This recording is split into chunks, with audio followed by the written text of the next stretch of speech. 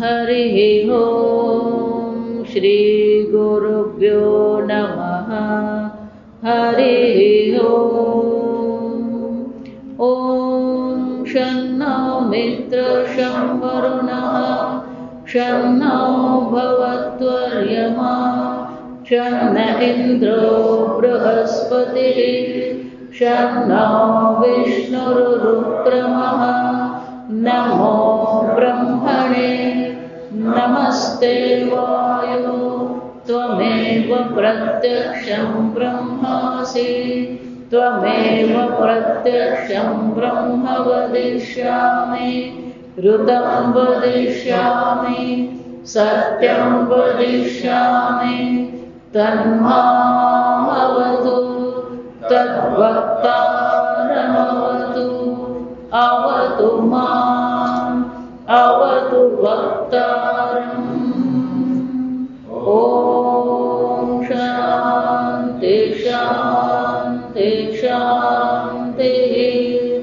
ॐ सहनाववतु सहनौ भुनक्तु सह वीर्यं करवावहै तेजस्विनावधीतमस्तु मा विद्विषावहै। ॐ शान्ति शान्ति शान्तिः। सदाशिवसमारम्भा शङ्कराचार्यमध्यमा अस्मदाचार्यपर्यन्तां वन्दे गुरुपरम्परां।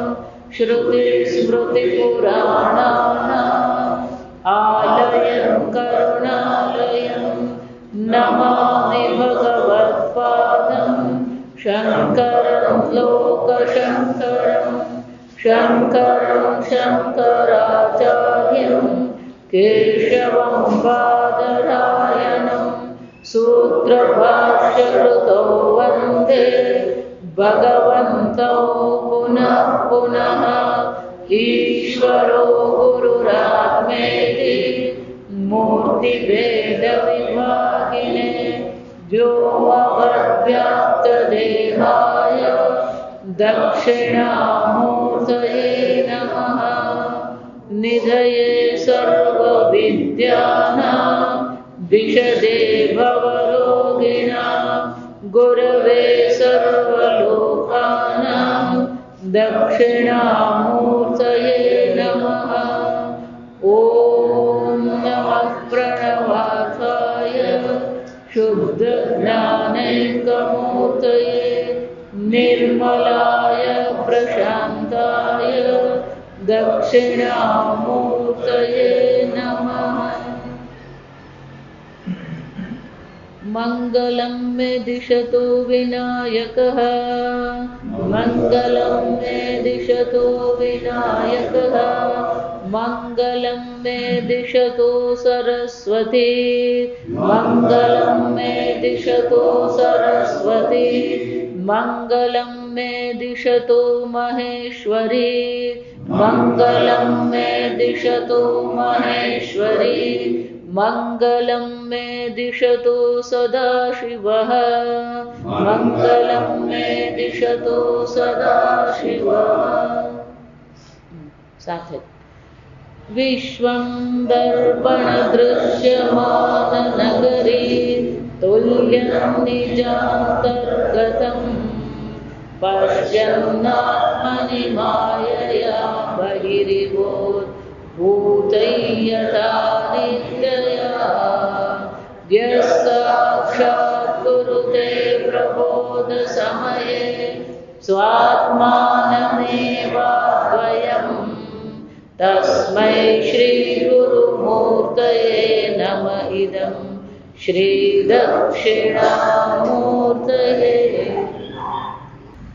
विश्वं दर्पणदृश्यमाननगरी तुल्यं तुल्यं समानं નિજાંતર્ગતમ જેવી રીતે દર્પણમાં સંપૂર્ણ નગરીના દર્શન થાય. અંદર દેખાઈ રહ્યું છે, પણ ખરેખર અંદર છે ખરું?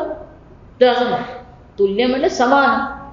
તો કે જેવી રીતે દર્પણમાં જે પણ કંઈ દેખાઈ રહ્યું છે એ સર્વ દેખાય છે ખરું, પણ તુલ્યમ એના સમાન જ આ જગત છે.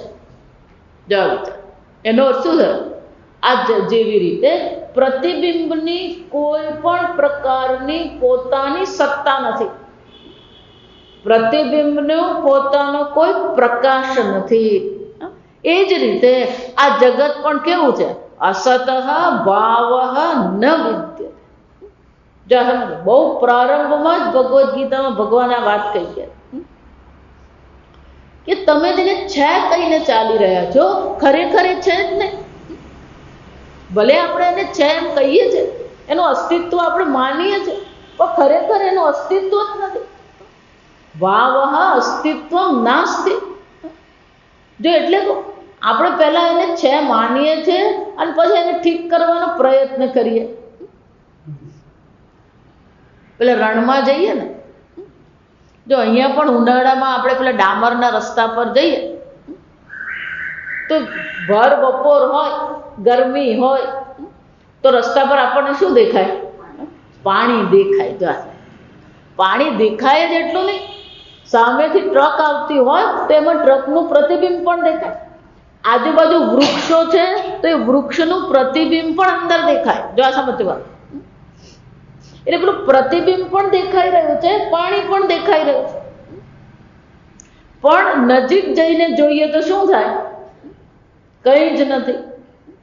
વળી પાછા દૂર જઈએ એટલે વળી પાછું શું દેખાય? તો પહેલી વાર જ્યારે દેખાય ત્યારે ત્યાં જલ બુદ્ધિ છે, જલમસ્તિ. નજીક જઈને જોઈએ ખબર પડે ત્યાં કંઈ જ નથી. ત્યાં સમજ. પછી ગમે એટલું દૂરથી આપણને દેખાય પણ પેલું અસ્તિત્વ બુદ્ધિ રહેતી નથી. આ સમજ. આ શ્લોક આપણને જે દર્શાવે છે કે જેને તમે અસ્તિત્વ માની રહ્યા છો, અસ્તિત્વમ પ્રકાશત્વમ છે, પણ કે ખરેખર એનું અસ્તિત્વ છે ખરું કે નથી? ગઈકાલે કહ્યું એમ એ દેખાય છે.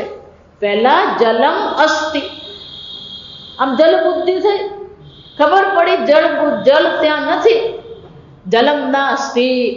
તો પછી હવે શું થશે? જલમ ભાસતી. પહેલા જલમ અસ્તિ હતું, હવે શું થઈ ગયું? ભાસ, દેખાય છે, ખરેખર ત્યાં નથી. એ જ રીતે શંકરાચાર્યજી કહે છે વિશ્વમ દર્પણ દૃશ્યમાન નગરી તુલ્યમ નિજાંતર્ગતમ પશ્યન. આમ આ દેખાઈ રહી છે વિશ્વ, પૂર્ણ વિશ્વ દેખાઈ રહ્યું છે, એ આત્મામાં જ દેખાઈ રહ્યું છે. આત્મની બહિરીવોત. પણ એ તો શું માની રહ્યો છે? બધું આત્મામાં જ દેખાઈ રહ્યું છે. આત્મામાં પછી આ શરીર નહીં પકડવાનું, આ સમજવાનું, તો ગોટાળા જ છે. સર્વવ્યાપી જે આત્મા છે એમાં આ સંપૂર્ણ જગત દેખાઈ રહ્યું છે. માયયા. તો કે કેવી રીતે દેખાયું? જો જગત છે જ નહીં, જો સમજો બરાબર, આ તર્ક સમજ. જો છે જ નહીં તો પછી મારા અનુભવમાં આવે જ કેવી રીતે? પણ અનુભવમાં આવી રહ્યું છે. પાણી તમે ઘડામાં ભરી શકો, માટીમાં પાણી ભરાય નહીં. જો રૂ પહેરી શકાય નહીં, કપડાં પહેરી શકાય, પણ તમે એમ કહો કપડું છે જ નહીં તો પહેર્યું શું? ન વિચાર. આમ કોઈ પ્રકારે તો તમારે એની સત્તા અપનાવવી પડે કે નહીં? ઘડો છે એમ તમે જ્યારે કહી રહ્યો છો તો કોઈ પ્રકારની ત્યાં સત્તા તો હોવી જ જોઈએ, નહીં તો પાણી શામાં ભરી શકાય? માટીમાં તો ભરી શકાતું નથી.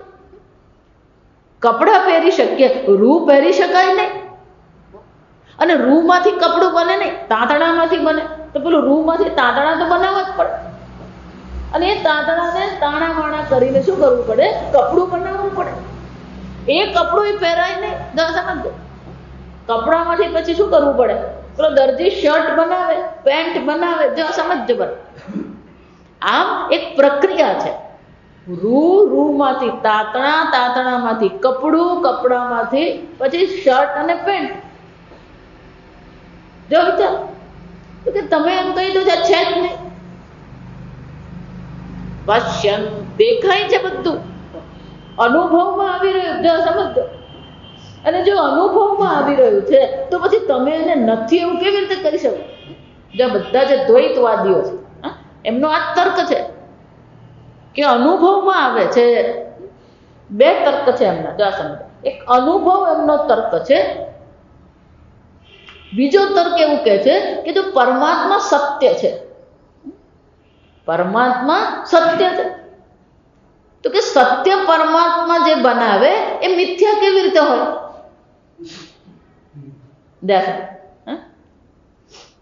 અને સત્ય પરમાત્મામાંથી જ જો આ બધું બન્યું હોય તો આપણે વેદાંતિ જ કહીએ છીએ, કારણના ગુણ કાર્યમાં અનુસ્યુત હોય.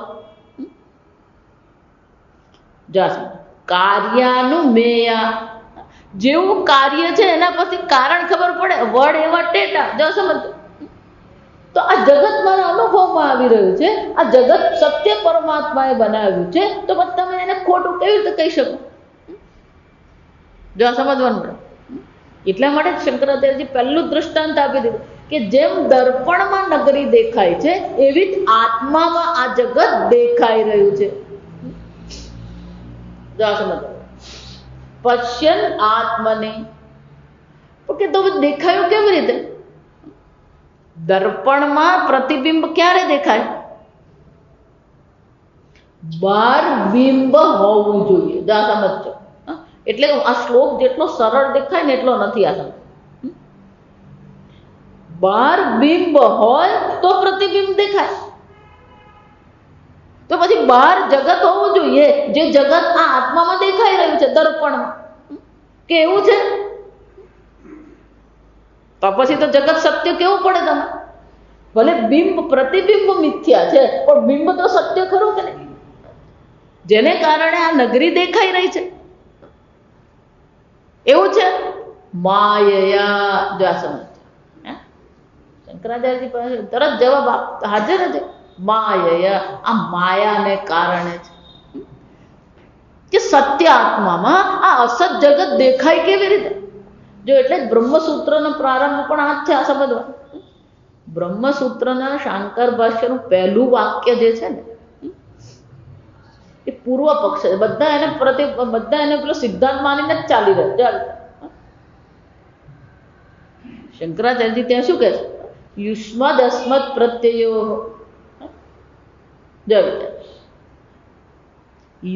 યુષ્મદ અસ્મદ, તું અને આ, જો સમજ, આ બે છે. તું આ નહીં હોઈ શકે અને આ તું નહીં હોઈ શકે. તમ પ્રકાશવદ વિરુદ્ધ સ્વભાવયો હો. આ બંને કેવા છે? તમ અને પ્રકાશ, અંધકાર અને પ્રકાશ સમાન વિરુદ્ધ સ્વભાવના છે. એક જડ છે, બીજું ચૈતન્ય સ્વરૂપ છે. એક સત્ય છે, બીજાનું કોઈ અસ્તિત્વ જ નથી. જોયું છે? એક સ્વપ્રકાશ છે, પેલું પરપ્રકાશ છે. એક નિત્ય છે, બીજું અનિત્ય છે. ને છતાં પણ શું થઈ ગયું?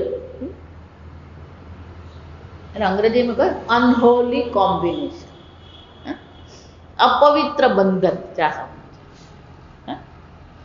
કેમ? કે જડ અને ચેતન ક્યારે ભેગા થઈ શકે? આ 13મા અધ્યાયમાં પણ શંકરાચાર્યજી આ ચર્ચા કરે ભાષ્ય. તમે એમ કહો છો કે આત્મા ચૈતન્ય સ્વરૂપ છે. જો ચૈતન્ય સ્વરૂપ આત્મા છે, સ્વતઃ સિદ્ધ છે, સ્વપ્રકાશ છે, તો એમાં અજ્ઞાન શક્ય છે?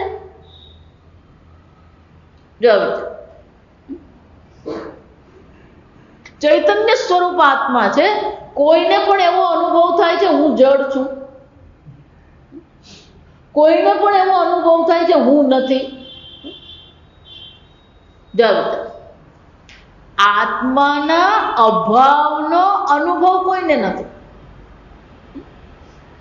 આત્માના જડત્વનો પણ કોઈને અનુભવ નથી.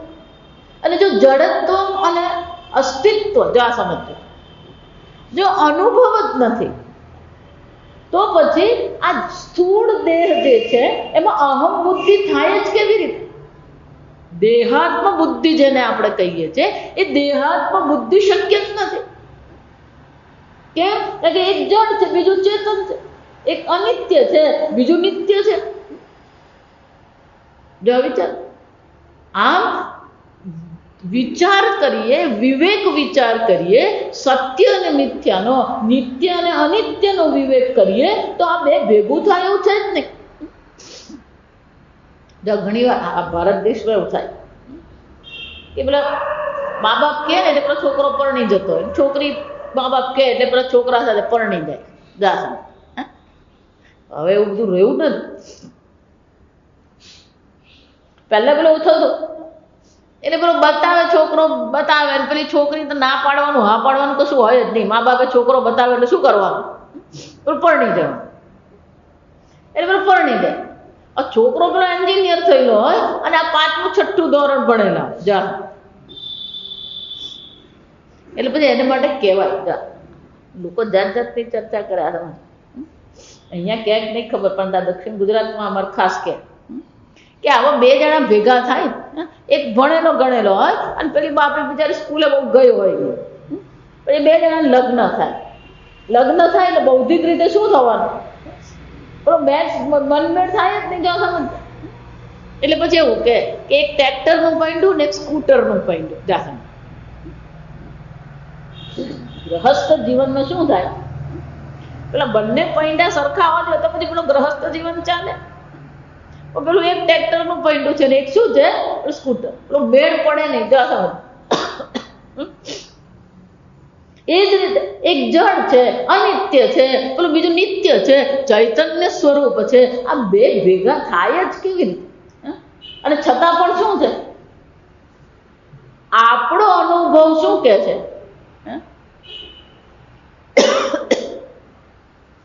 તાવ આવે તો શું કે છે?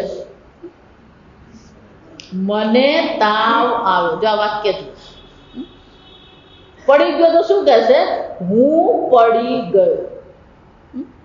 ભૂખ લાગી તો શું કહેશે? મને ભૂખ લાગી. મન ઠેકાણે નથી તો શું કહેશે? આજકાલ મારું કઈ ઠેકાણું નથી. કઈ કઈ વિચાર આવ્યા જ કરે, ખબર જ નહીં પડે શું કરું. મારું ઠેકાણું, હું બહુ વિક્ષિપ્ત છું. આ બધા જે આપણા અનુભવો છે આપણે જ બોલીએ છીએ. જો સમજો, કોઈ કહેતું નથી. હું હંમેશા એટલે કહું છું કે બાળપણથી જન્મ થયો ત્યારથી આજ સુધીમાં કોઈએ તમને એવું કીધું નથી તમે દેહ છો. કોઈએ કીધું છે? તમારું નામ તમને શીખવવામાં આવ્યું. નાનું બાળક હોય ને પછી એનું નામ પાડી આપે. જો સમજો, એનું નામ પાર્થ પાડ્યું હોય, પછી એના મગજમાં પેલું ઘુસાડવામાં આવે. પાર્થ ક્યાં છે? એ પેલા છાતી પર જોરથી શું કરે? આઈ.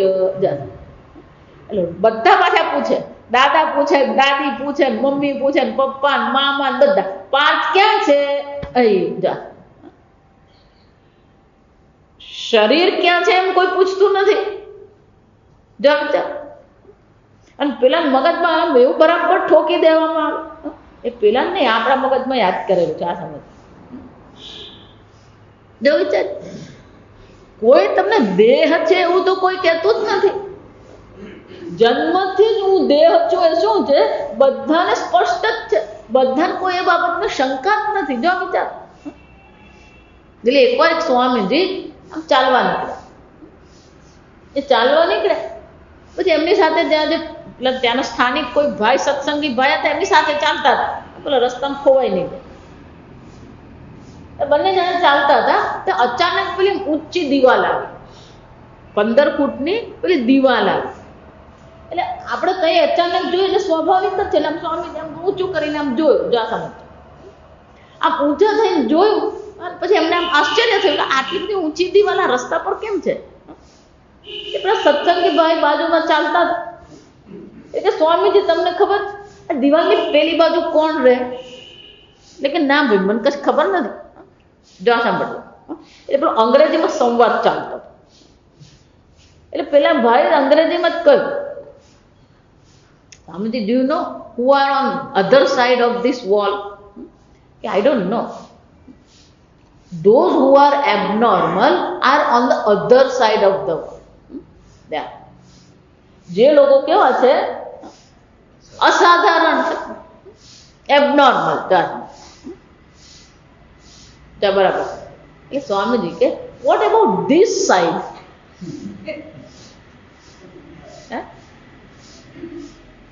સ્વામીજી બહુ સરસ, those who are abnormally abnormal are on that side. અસાધારણ રીતે અસાધારણ છે એ પેલી બાજુ, નોર્મલી એબનોર્મલ છે બધા કઈ બાજુ છે?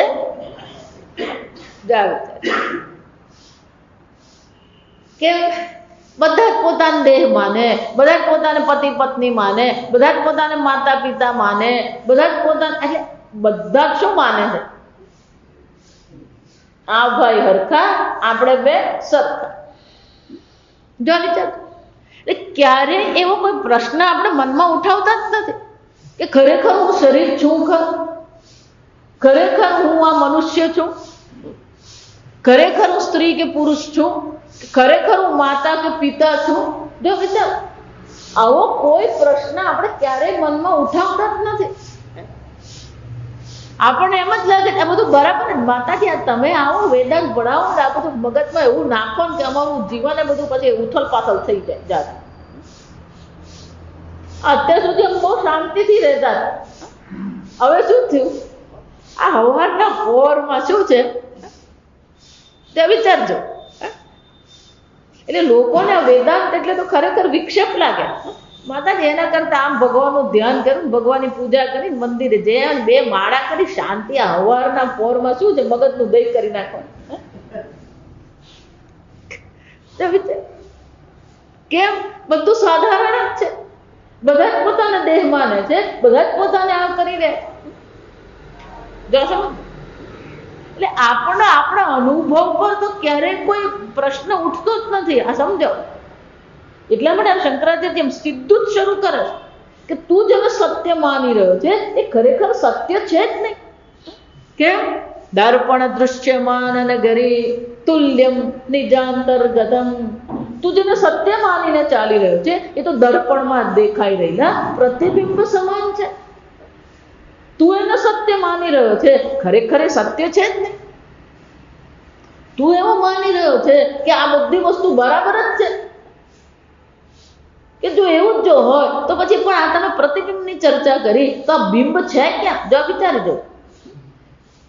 પ્રતિબિંબ જો છે તો બિંબ વગર પ્રતિબિંબ દેખાય નહીં, તો કે આ બિંબ ક્યાં છે? માયા. કે આ બધી રમત કોની છે? અઘટિત ઘટના પટીયસી માયા. એક મહાત્માએ બહુ સરસ મજાનું સ્તોત્ર લખેલું છે, 5 શ્લોક. 5 શ્લોક લખે ને પેલું પંચક, પેલું સાધન પંચક, આપણે કે મનીષા પંચક, એવું પેલું માયા પંચક છે. એનું નામ શું છે? માયા. કે આ માયા દેવી શું શું ખેલ કરે. અવિચાર એ ગીતામાં એટલે ભગવાન એ જ કહી ગયા, દૈવી એશા ગુણમયી મમ માયા દુરત્યય. અર્જુન, આ બધો મારો માયાનો ખેલ છે. એ ભગવાન પણ આ માયા બધું જાતે જાતે જ કરે છે કે જરાય નહીં. માયાધ્યક્ષેણ પ્રકૃતિ સૂયતે સચરાચર. આ માયા છે, આ માયા બધો ખેલ કરી રહી છે. કે માયા કોને કહેવાય? જે અસતને સત બતાવે. જો આ સમજો. જે જડને ચૈતન્ય બતાવે, જે દુઃખને સુખ બતાવે, એને માયા કહેવાય. પણ કે માયા સ્વયં છે ખરી? જો આ સમજ. જેમ કે માયાને શોધવા જઈએ તો મળે. કેમ? યામા સા માયા. મા એટલે નથી, આપણે કે ને અહીંયા આપણે ગુજરાતીમાં ગયા જે છે જ નહીં. આ માયા સ્વયં પણ નથી, અને આ જગત માયાથી બનાવેલું જગત પણ શું છે? છે જ નહીં. આગળ મેં કહ્યું એમ પેલું કારણને અનુરૂપ જ કાર્ય હોય. દ્વૈતવાદીનો જે તર્ક છે, બરાબર. એટલા માટે કહું કે પેલું માયા લાવવું જ પડે તો જ શક્ય છે. નહીં તો જગત, પરમાત્મા સત્ય છે તો જગત શું થઈ જાય? હું માટીમાંથી ઘડો બનાવું તો પછી એ ઘડો કેવો હોવાનો? માટીનો જ ઘડો. હું સોનામાંથી ઘડો બનાવું તો પછી સોનો શું, એ ઘડો કેવો હોવાનો? સોનાનો જ ઘડો હોય. જો સચ્ચિદાનંદ બ્રહ્મમાંથી આ જગત બન્યું તો આ જગત પણ કેવું હોવું જોઈએ? સચ્ચિદાનંદ બ્રહ્મ. પણ મુશ્કેલી ક્યાં છે? એ સચ્ચિદાનંદ બ્રહ્મ તો કેવું છે? નિર્ગુણ છે, નિર્વિકારી છે. અને આ જગત તો કેવું છે? સગુણ છે, સવિકારી છે. તો આ બેનો મેળ પાડવો પડે. વિચાર કેમ? એટલે નિર્ગુણ નિરાકાર નિર્વિકારી બ્રહ્મ છે, સગુણ સાકાર સવિકારી જગત છે. જો વિચાર, એટલે શંકરાચાર્ય બ્રહ્મસૂત્રમાં કહે છે કે આ બેનો મેળ પડતો જ નથી. વિચાર. અને એટલા માટે જ આ પેલું માયા તત્વને લાવવું જ પડે, તો જ આ બેનો મેળ થાય. આ નિર્ગુણ ને સગુણ ને બેનો મેળ કરનાર કોણ છે? તો કે મેળ પડી ગયો. મેળ નથી પડતો, ખાલી આપણી બુદ્ધિમાં જ છે. એટલે પૂજ્ય સ્વામીજી આ માયા માટે બહુ સરસ કથા કરે. જો એટલે આ દ્વૈતવાદીઓ છે ને એ બધા પછી શંકરાચાર્યજીને શું કહે છે? આ તો માયાવાદી છે. બહુ વર્ષો પહેલા એક સત્સંગી બેન વડોદરામાં એ વેદાંત ભણવાનું શરૂ કર્યું. બરાબર વેદાંત ભણે ને બધું મોડે કરે, જેટલું ભણે બધું મોડે કંઠસ્થ. હવે એમને સોસાયટીમાં બીજા કોઈ ભાઈ હતા, એ પેલું હરે કૃષ્ણમાં માને. આપણે કોઈ સંપ્રદાયથી કોઈ કઈ વિરોધ નથી આ સમય. એટલે એમ જ કે નહીં, એ બધું આ કૃષ્ણ ભગવાન જ છે. એટલે પેલા બેન પછી એમને ખબર પડી કે આ વેદાંત ભણે, પછી સ્વામીજીની પધરામણી કરે. પછી સ્વામીજી આવ્યા હોય એટલે પછી સોસાયટીમાં બધાને આમંત્રણ આપે, આવો સત્સંગ કરજો. એટલે એક દિવસ પેલા બેન કે તમે આ બધામાં શું કામ પડ્યા? તો કેમ? કે આ શંકરાચાર્યને નહીં માનવાનું, કે આ શંકરાચાર્ય તો માયાવાદી છે. શું છે? માયાવાદી. એટલે પેલા બેન કે આ કોઈ માયાવાદી નથી. જો હકીકત કહું, શંકરાચાર્યજી માયાવાદી નથી. એટલે પેલા બેન કે શંકરાચાર્યજી માયાવાદી નથી, શંકરાચાર્યજી બ્રહ્મવાદી છે. અહીંયા કઈ જે કઈ છે સર્વ શું છે? બ્રહ્મ માત્ર છે. પણ કે આ માયા તત્વને કેમ લાવવું પડે? તો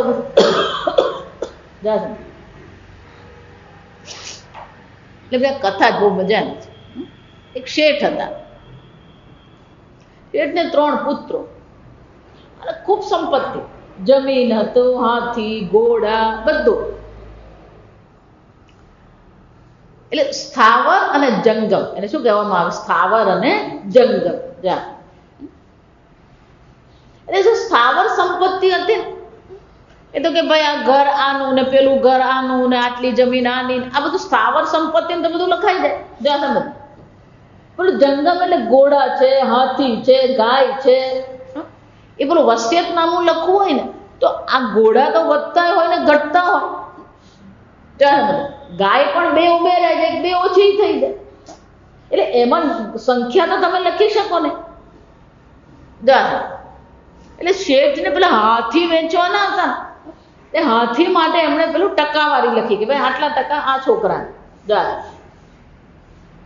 એટલે એમણે લખ્યું કે નાના છોકરાને જે છે એને અડધા હાથી, નાના છોકરાને શું છે? અડધા હાથી. આ જે વચલો છોકરો છે એને 3જા ભાગના આપવાના. એને કેટલા આપવાના? 3જા ભાગ. અને મોટો છોકરો જે છે એને 9મા ભાગના. હવે એમણે એમની રીતે શું કર્યું? લખીને અડધા કરવાના, 3જો ભાગ કરવાનો ને 9મો ભાગ. હવે શેઠ જયારે ગુજરી ગયા ત્યારે પેલા હાથી 17 હતા. હાથી કેટલા હતા? 17. આ 17 જે છે કેવો ભાગ કહેવાય? અવિભાજ્ય કહેવાય. 17 શું છે? અવિભાજ્ય સંખ્યા છે. એને અડધાય નહીં થાય ને 3જો ભાગ એ નહીં થાય ને કઈ થાય નહીં. વિચાર. એટલે પેલો 9મા ભાગનું એટલે જેને ભાગે ઓછું આવવાનું હતું, એટલે એને એમ કીધું એક કામ કરો, એક હાથી તમે મને વધારે આપી દો. એટલે પેલો કે ના, કે હું તો મારામાંથી એક જરાય જવા નહીં દઉં. એટલે પછી ઝઘડો થાય. બાકીનું બધું વેચાઈ ગયું, પેલું હાથી વેચવાનું શું થઈ ગયું? અટકી. પછી પેલું રોજના ઝઘડા, આટલું જતું કરતો નથી, બાપાએ આટલું તો આપ્યું, ને બાપાએ આપ્યું એટલું ઓછું છે. આમ પછી આ સંપત્તિ બધે જ ઝઘડા ચાલે. આ સમજ કોઈ જતું કરવા તૈયાર નહીં. જા સમજ પેલો અડધો ભાગે કરીએ ને ત્રીજો ભાગે કરે, જો વિચાર. એટલે એક દિવસ પછી સાંજે બરાબર ઝઘડો ચાલ્યો ત્રણ પુત્રનો. હવે એ જ વખતે હાથી પર બેસીને પ્રધાનતાથી નગરચર્યા કરવા નીકળ્યા. એટલે પ્રધાને જોયું કે આ કંઈક ઝઘડો થઈ રહ્યો છે. એટલે એમને નવાઈ લાગી. એમને ખબર હતી કે શેઠ ગુજરી ગયા છે, વસિયતનામું ખુલી ગયું છે, બધું વેચાઈ ગયું. એટલે કોકને પેલા રસ્તે પૂછ્યું, ભાઈ શું ચાલી રહ્યું? તે કે આ હાથી વેચવાનો ઝઘડો ચાલી રહ્યો છે. જે દિવસથી શેઠ ગુજરી ગયા એ દિવસથી હાથી વેચવાનો ઝઘડો બંધ જ થતો નથી. અને બે ત્રણ માંની એક કશું જવા દેતા નથી, એ છૂટું કરવા માંગતા નથી, અને આ ઝઘડો ચાલુ જ છે. એટલે પ્રધાને પેલા મહાવતને કીધું કે અંદર લે તું હાથી. અંદર ગયા અને જોયું એમણે. એટલે તરત જ પ્રધાન એને જ કહેવાય કે જુએ એટલે જ એને પરિસ્થિતિનો શું છે અંદાજ આવી જ જાય, એને ખબર પડી જ જાય કે આ શું છે હાલ. એટલે તરત જ કીધું કે જો ભાઈ એક કામ કરો, આ મારો હાથી તને આપ્યો. આ પ્રધાનનો હાથી એટલે પેલો બરાબર ટ્રેન થયેલો હોય, રાજાનો હાથી બરાબર ટ્રેન થયેલો હોય. આમ કોઈ આપી નહીં દે. જો વિચાર. એટલે પેલો મોટો પુત્ર કે પ્રધાનજી તમે શું કહો? આહા કે કઈ નહીં, લઈ લો ને તમે મારો હાથી લઈ લો અને તમે ભાગલા પાડી દો. એટલે 17માં એક ઉમેરાય એટલે શું થઈ જાય? પેલા 18 થઈ ગયા. તો બસ ચાલો હવે વેચી નાખો. એટલે કે ચાલો વેચો. એટલે પહેલા શું કરવાના? અડધા નાનાને અડધા આપવાના, 9 દુ 18. એટલે પેલા 9 આપી દીધું. પછી કે આને ત્રીજો ભાગ 6 તાલી 18. એટલે કે ભાઈ કે 6 તું લઈ લે. જા સમજ. પછી કે 9મો ભાગ કરવાનો. એટલે શું થાય? 9 દુ 18. એટલે કેટલા થયા? 2. એટલે કે ભાઈ તું તારા 9 લઈ જા, તું તારા 6 લઈ જા. તો પ્રધાન હાથી પરથી ઉતરેલો જ નહીં. આ સમજ. પછી કે ભાઈ તારા 2 તું લઈ જા. એટલે કેટલા થયા? 9 6 15 ને 2. અને પ્રધાન એનો હાથી લઈને શું કર્યું? ચાલતી પકડી જાવ.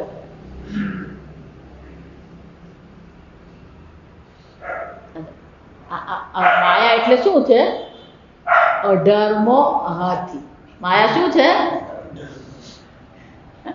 આ મેળ પડતો નથી. ત્યાં સમજ. ઉમેર્યો, કામ પૂરું કર્યું, પછી શું થયું? ચાલતી ચાલ. હાથીને ત્યાં રાખવાનો ને એમ માયા પણ શું છે? પણ નિર્ગુણ નિરાકાર બ્રહ્મ કે મેળ પડે ને. એટલે પછી શું કેવું પડે? માયા સબલ બ્રહ્મ. શાસ્ત્રમાં શું કહેવાય? માયા સબલ બ્રહ્મ. આ માયા શક્તિ સહિત જે બ્રહ્મ જે છે એ બ્રહ્મ શું કરે? આ જગતની ઉત્પત્તિ કરે. માયા સબલ બ્રહ્મ છે એટલું જ નહીં, એ ભગવાનની સાત્વિકતા છે. એમાં પછી માયા એમ કે ને ત્રિગુણ 3 ગુણ આવે એટલે પછી ભગવાનમાં રજસ ને તમસ ઉમેરી નહીં દેવાનું. આ સમજવાનું. આપણે પછી આપણે એવું જ માનીએ. આપણે ઊંઘી ગયા એટલે ભગવાન ઊંઘી ગયા, આપણે ખાધું એટલે પેલા લાડવો ખાવો હોય એટલે ભગવાને ખવડાવતો હોય. આ સમજ. એટલે આપણે જેવા હોય ને એવા જ ભગવાનને બનાવી દઈએ આપણે. સમજ. પણ એ કેવી છે? સત્વ પ્રધાન છે. ભગવાનની માયા કેવી છે? સત્વ પ્રધાન છે. ત્યાં રજસ અને તમસને કોઈ સ્થાન નથી. આ સમજવા. આમ આ માયા સબલ બ્રહ્મ છે. અને તો શું થાય? માયા જાસન. એટલે જગત છે, પણ એ જગત કેવું છે? આ માયાને કારણે દેખાઈ રહ્યું છે. પણ માયાને કારણે ક્યાં દેખાઈ રહ્યું છે? અંદર. જો સમજો બરાબર. નિજાંતર્ગતમ પશ્યન આત્મની માયયા બહિરીવોદ્ભૂતમ. જાણે કે પેલું બહાર દેખાઈ રહ્યું છે. બહિ ઉદ્ભૂતમ, જાણે કે આખું જગત ક્યાં બની ગયું છે, આ બહાર જગત હોય એમ દેખાય છે, પણ કે બહાર છે જો આને મત બહાર ને અંદર કશું નથી, જે છે એ શું છે, એક તત્વ માત્ર છે. અને જે શંકરાચાર્યજી કહે છે બહિરિવોદ્ભૂતમ યથા નિદ્રયા, જેવી રીતે આ નિદ્રામાં છે. એટલે ટીકાકાર બહુ સરસ મજા કે નિજમ એમ કહ્યું ને, ઇતિ અસાધારણ સ્વપ્રકાશદાત્મકમ સસ્વરૂપમ ઉચ્યતે. આમ સત્તા અને પ્રકાશ છે. તો કે આ નિદ્રામાં બધું દેખાઈ રહ્યું છે, કે નિદ્રા એટલે સ્વપ્ન. નિદ્રાનો અર્થ શું થાય? સ્વપ્ન જગત. કે સ્વપ્ન જગત જે દેખાઈ રહ્યું છે, ક્યાં દેખાઈ રહ્યું છે? સ્વપ્ન જગત જો સમજાય ને તો આ બરાબર સમજાઈ જાય. કેમ? સ્વકાલે સત્યવદ ભાતિ. જ્યારે સ્વપ્ન જોઈ રહ્યો છે ત્યારે એવું કહેતો નથી હું સ્વપ્ન જોઉં છું. જો સમજજો બરાબર, એવું નથી કહેતો હું સ્વપ્ન જોઉં છું. એને માટે તો એ શું છે? સત્યવદ ભાતિ. સત્ય જ છે. સ્વકાલે સત્યવદ ભાતિ, બધું જ સત્ય છે. પેલો કરોડપતિ પેલો કરોડ જીતી ગયો એ પણ શું છે? સત્ય. જો વિચાર, આમ એ બધું એને સત્ય દેખાય. પ્રબોધે સતી, પણ જ્યાં એ જાગે પછી શું થવાનું? સતી અસદ ભવેત. હવે વિચાર, આ સંપૂર્ણ જગત જે દેખાઈ રહ્યું છે સ્વપ્નમાં, એ ક્યાં દેખાય છે? બહિરેવ ભૂતમ, જાણે કે પેલું બહાર છે. કેમ? પર્વતનો વિચાર કર્યો એટલે પર્વત બની ગયો, સૂર્યનો વિચાર કર્યો ત્યાં સૂર્ય થઈ ગયો, સૂર્યોદયનો વિચાર કર્યો સૂર્યોદય થઈ રહ્યો છે, નદીનો વિચાર કર્યો ત્યાં નદી છે, વૃક્ષનો વિચાર કર્યો વૃક્ષ છે, પશુ પક્ષીનો વિચાર કર્યો ત્યાં પશુ પક્ષી છે.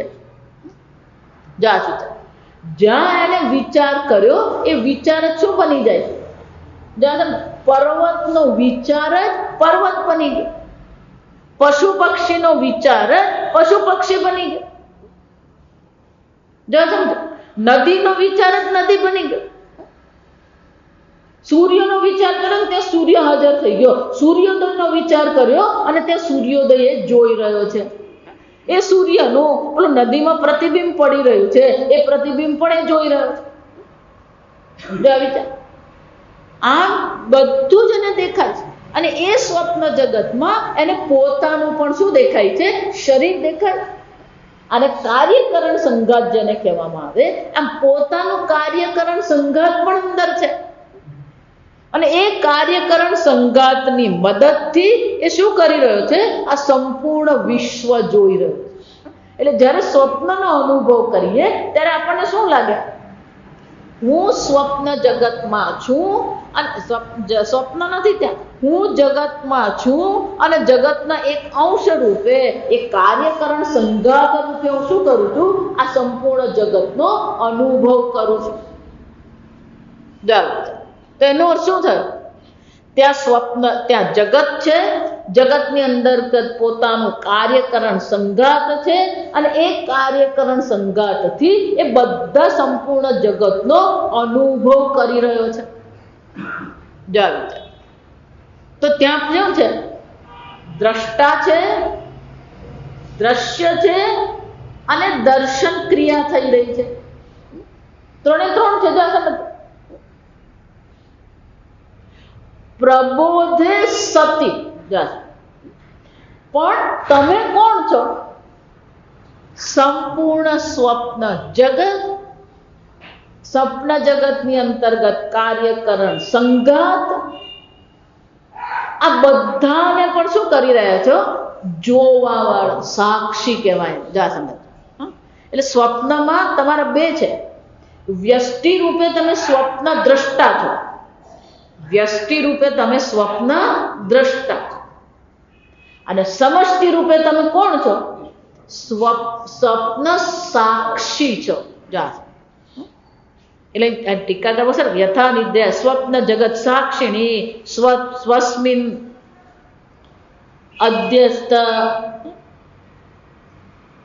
કે આખું આ સ્વપ્ન જગત દેખાયું, અનુભવ થયો, બધું જ છે, તો ક્યાંથી ઉત્પન્ન થયું? તમારું પર્વતનું જ્ઞાન જ પર્વત બની ગયું. તો ત્યાં પર્વત જે છે, પર્વત શું છે ખરેખર? જો વિચારજો, પર્વત નથી, એ પર્વતનું જ્ઞાન જ છે જે પર્વત રૂપે અનુભવમાં આવી રહ્યું છે. નદી નથી, નદીનું જ્ઞાન જ નદી રૂપે તમારા અનુભવમાં આવી રહ્યું છે. આ વિચારી જો, સૂર્યનું જ્ઞાન એ સૂર્ય રૂપે ત્યાં દેખાઈ રહ્યું છે, જ્ઞાન માત્ર છે. સંપૂર્ણ સ્વપ્ન જગત જે છે એ તમારું જ્ઞાન માત્ર છે ત્યાં, પણ એને આપણે શું માનીએ છીએ? ના ના, આખું સોલિડ જગત શું છે? કેમ? પેલો સૂર્ય તપી રહ્યો છે તો સૂર્યની ઉષ્ણતાનો પણ અનુભવ થઈ રહ્યો છે. વિચારજો, પણ ઉષ્ણતા, સૂર્યની ઉષ્ણતા પણ તમારું જ્ઞાન માત્ર છે. તમારું જે જ્ઞાન છે એ જ જ્ઞાન શું થઈ રહ્યું છે? સ્વપ્ન રૂપે દેખાઈ રહ્યું છે. આમ એ જ્ઞાન માત્ર છે. જો આ સમજ, ત્યાં કોઈ પદાર્થ નથી, ખરેખર પર્વત નથી, ખરેખર નદી નથી, ખરેખર સૂર્ય નથી, ખરેખર રસ્તો નથી, ખરેખર બસ નથી. બધાનો અનુભવ થઈ રહ્યો છે, પણ એ છે શું? જ્ઞાન માત્ર છે. એ જ રીતે આ જગત પણ કેવું છે? જાગીને જોઉં તો જગત દિશે નહીં, ઊંઘમાં અટપટા ભોગ ભાસ નિદ્રયા. આમ એ પેલું સ્વપ્નમાં સંપૂર્ણ સ્વપ્ન જગતનો અનુભવ થઈ રહ્યો છે, પણ એ સ્વપ્ન જગત દેખાયું ક્યાં? અંદર જ છે, બહાર તો કઈ છે જ નહીં. જો અને એટલે શું કહે છે? સ્વસ્મિન અધ્યસ્તતયા સ્થિતમ અપી સ્વસ્માદ અહસ્થિતમ ઇવમ અનુભવતી. આમ એ ખરેખર તો પોતાનામાં જ દેખાઈ રહ્યું છે, પણ પોતાનામાં દેખાવા છતાં પણ શું માને છે? બહિહિવ. સ્વપ્ન જગત પણ જ્યારે દેખાઈ રહ્યું છે ત્યારે કઈ રીતે જુએ છે? બહાર એને દેખાય, જો સમજ, બહાર જ તરીકે જુએ છે. બહિ સ્થિતમ ઇતિ અનુભવતી તદ્વત ઇદમ જાગ્રત પ્રપંચમપી સ્વસ્મિન પ્રત્યેક ચૈતન્ય અધ્યસ્તતયા સ્થિતમેવ. એ જ રીતે આ જાગ્રત જગત જે છે એ પણ ખરેખર શું છે? આત્માની અંદર જ અનુભવમાં આવી રહ્યું છે, બહાર કોઈ વસ્તુ છે જ નહીં. વિચાર, બહાર છે જ નહીં. અને એટલે કે છે સ્વ અધ્યસ્ત દેહાદિ તાદાત્મ્ય અધ્યાસ વશાત. એટલું જ નહીં, જેમ પેલા સ્વપ્નમાં પોતાનું કારણ સંઘાત છે, અને એ કાર્યકરણ સંઘાતમાં શું કરે છે? અધ્યસ્ત થયા, હું આ કાર્યકરણ સંઘાત છું, એ પ્રકારનું પોતાના પર અધ્યારોપ કરે છે. એ જ રીતે એને શું કર્યું છે? આ જાગ્રતમાં પણ એક કાર્યકરણમાં અહમ બુદ્ધિ કરીને બેઠો છે, હું દેહ છું. અને આ બધી વસ્તુ ક્યાં છે? બહાર દેખાઈ રહી છે. અને એટલે ટીકાકાર કહે છે અન્યથા જડસ્ય જગત પ્રત્યેક ચૈતન્ય સહ સંયોગ અન્યતમ સંબંધ અસંભવેન. પણ આ પ્રત્યેક ચૈતન્ય અને આ જડ જગતનો સંબંધ શક્ય થતો નથી. અને એટલા માટે શું કહેવું પડે? જો વિચાર, આ પંચદશી ભણો તો, આ પંચદશીમાં આવી ગયું. જો આ સમજો, ચિત્રપટ, ચિત્રપટ ને ચિત્રદીપ. હા, જાવ. તો ચિત્રદીપમાં બહુ સરસ કીધું કે પેલું એક જ કપડું છે, પટ, એને પણ પેલું વ્હાઈટ વોશ કરવો પડે. વ્હાઈટ વોશ કર્યા પછી શું કરવામાં આવે? એમાં બધું બનાવવામાં આવે. પેલું સૂર્ય હોય, નદી હોય, પક્ષુ હોય, પક્ષી હોય, ઘર હોય, માર્ગ હોય. જાવ. અને એમાં બધી વસ્તુ કેવી છે? જળ અને ચેતન છે, સ્થાવર અને જંગમ છે. આ બધું જ છે. પણ આ બધી વસ્તુ જે દેખાઈ રહી છે, જળ કહીએ, ચેતન કહીએ, સ્થાવર કહીએ, જંગમ કહીએ, ચર કહીએ, અચર કહીએ, બધું ત્યાં દેખાઈ રહ્યું. પણ કે ખરેખર આ બધું છે કપડામાં.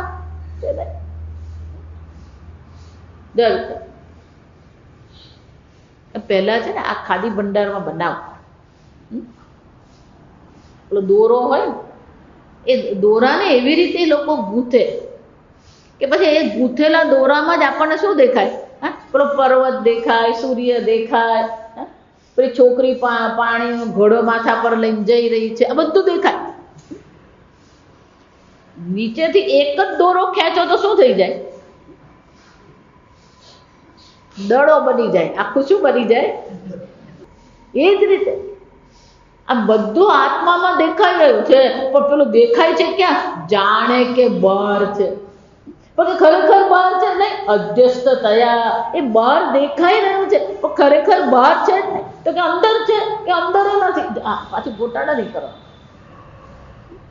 બહાર નથી તો ક્યાં છે? અંદર. અંદર છે અધ્યસ્ત થયા. અંદર નથી, જો સમજ, બારે નથી, અંદર પણ નથી. અને એટલે કે છે આમ અન્યથા આ જળ અને ચેતન જગત જે છે, આ જળ અને ચેતનનો મેળ પડતો નથી. અને એટલા માટે આ કેવું પડે? પ્રતિચી સંબંધ અસંભવે ન પ્રતિચી સકાશા જાગ્રતમાં ભાનમ ન સ્યાત. અને એટલા માટે આ જાગ્રત ભાનમ એટલે કે આ જગતનો જે અનુભવ થઈ રહ્યો છે એ ખરેખર અનુભવ સત્ય નથી. કારણ કે આ જગત છે જ નહીં.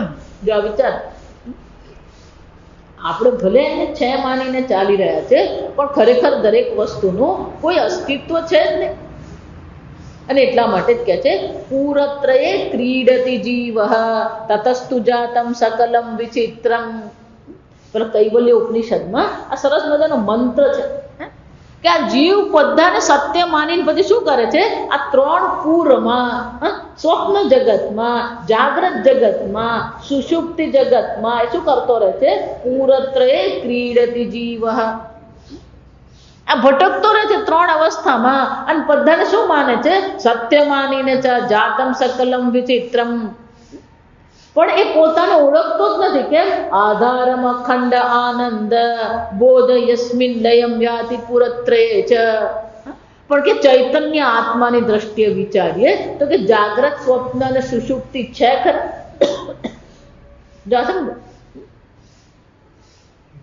ત્રણ અવસ્થા છે. જાગ્રત અવસ્થામાં સ્વપ્ન અને સુષુપ્તિ નથી. સ્વપ્નમાં જાગ્રત અને સુષુપ્તિ નથી, અને સુષુપ્તિમાં જાગ્રત અને સ્વપ્ન નથી. આમ એક અવસ્થા બે અવસ્થાનું નિરાકરણ કરે, નકારે છે. પણ જાગ્રત અવસ્થામાં પણ તમે છો કે નથી? આત્મા છે કે નહીં એમ નહીં બોલવાનું. આત્મા એમ બોલીએ ને એટલે પછી આપણે એમ થાય પેલો ત્રીજો કોઈક આત્મા છે. જાગ્રત અવસ્થામાં તમે તો છો જ. જાગ્રત અભિમાની તમે છો જ, સ્વપ્ન અભિમાની પણ તમે છો, અને સુષુપ્તિ અભિમાની પણ તમે છો જ. ત્યાં તો હું કેવો છે? એને અનુસ્યુત કહેવાય. આ સર્વમાં એનો અન્વય થઈ જ રહ્યો છે, પણ આત્માનો ક્યારેય વ્યતિરેક થાય છે? આત્માનો ક્યારેય નહીં થાય. આ બધાનો થાય છે. અને એટલે શું કહે છે? આ ત્રણે ત્રણમાં જો આત્મા હોય સમજો તો પછી આત્મા જાગ્રત છે, જાગ્રત અભિમાની છે, કે સ્વપ્ન અભિમાની છે, કે સુષુપ્ત અભિમાની છે? શું કે છે? નાંત પ્રજ્ઞ ન બહિષ્પ્રજ્ઞ ન ઉભયત પ્રજ્ઞ ન અપ્રજ્ઞમ. જાગ્રત અભિમાની પણ આત્મા નથી. જો સમજો, જાગ્રત આત્મા નથી એમ નહીં, જાગ્રત અભિમાન.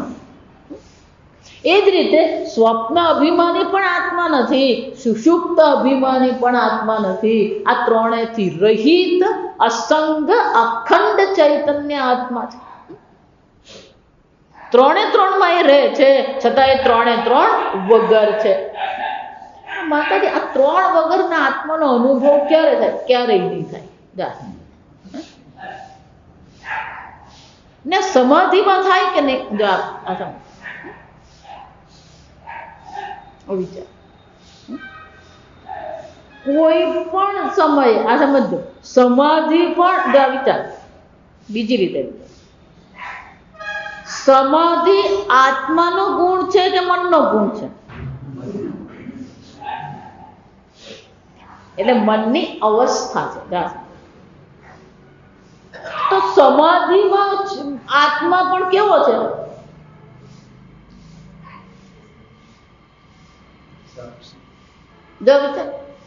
એનો અર્થ શું થાય? ત્રણમાંથી એક અવસ્થા વાળો જ આત્મા. તમારા અનુભવમાં જે આવવાનો તે કયો આવવાનો? ત્રણમાંથી એક. પણ ત્રણ રહિત આત્માનો અનુભવ એમ કહી શકીએ? કોઈને પણ એવું કહી શકે મને? એટલે કહું આ બીજું એક ચક્કર ચાલે. તુર્ય આત્મા. જા એ કેવું તુર્ય બનાવીને શાક બનાવીને ખા તું શાંતિથી. તુર્ય આત્મા. વેદાંત ભણે આશ્રમ, પછી એને પેલી બ્રહ્મચર્ય દીક્ષા આપવાનું. બ્રહ્મચર્ય દીક્ષા આપે ને એટલે નામ બદલે, એટલે પછી પેલા વ્યવહારમાં પણ લોકોને ખબર પડે કે હવે આ વ્યક્તિ બદલાઈ ગઈ છે, એની એ નથી. એટલે એક બ્રહ્મચારીને પછી તુર્ય ચૈતન્ય એવું નામ શું આપ્યું? તુર્ય ચૈતન્ય. બે દાડા પછી સ્વામીજી પાસે જઈને કે સ્વામીજી આ બધાએ મને તુર્યા બનાવી દીધો છે.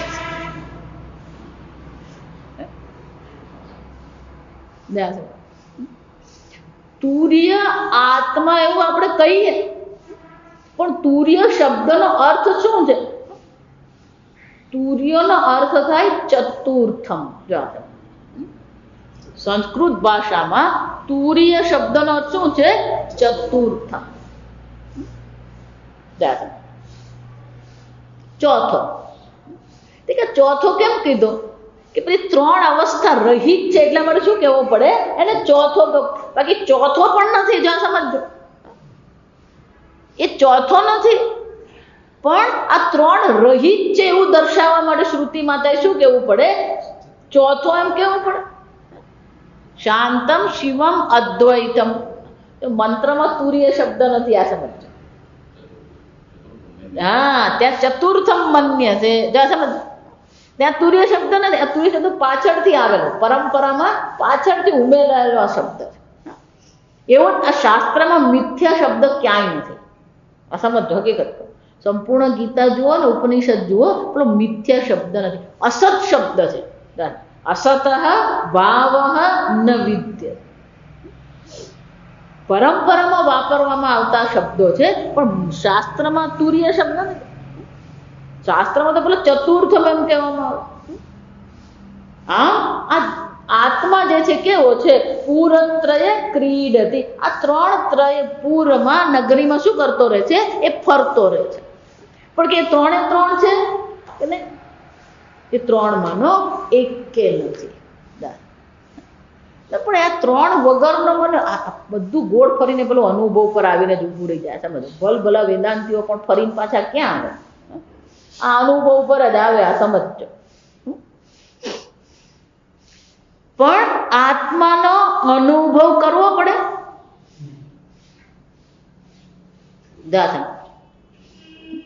શંકરાચાર્યજી આને માટે બહુ સરસ મજાનું વાક્ય લખે છે.